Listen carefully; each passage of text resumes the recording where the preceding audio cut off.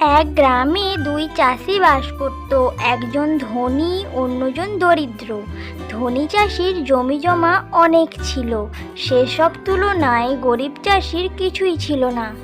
ধনী চাষি সবসময় ভাবত কিভাবে তার সম্পদ আরো বেশি বাড়ানো যেতে পারে, কিন্তু গরিব চাষি তার জীবন নিয়ে অনেক সন্তুষ্ট ছিল এবং মনে মনে সবসময় খুশিতে থাকতো। ধনী চাষি একদিন দরিদ্র চাষির কাছে গিয়ে জিজ্ঞেস করলো, তোমার তো কিছুই নাই, তবুও তুমি এত সবসময় খুশি থাকো কি করে?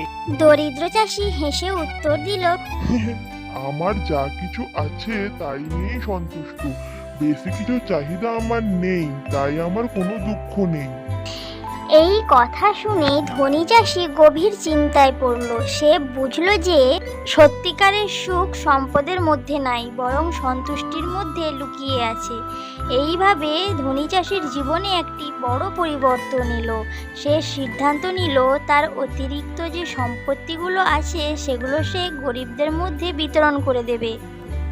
কিছুদিনের মধ্যেই ধনী চাষির মন আনন্দিত হয়ে উঠল এবং সে দেখল যে সত্যিকারের সুখ এবং শান্তি সম্পদের মধ্যে নয়, বরং মন সন্তুষ্ট থাকায় আছে। ধনী এবং দরিদ্র চাষি উভয়ের এই নতুন জীবনে একে অপরের প্রতি ভালোবাসা এবং সহযোগিতার মাধ্যমে আরও সুখী ও সমৃদ্ধ জীবনযাপন করতে লাগলো।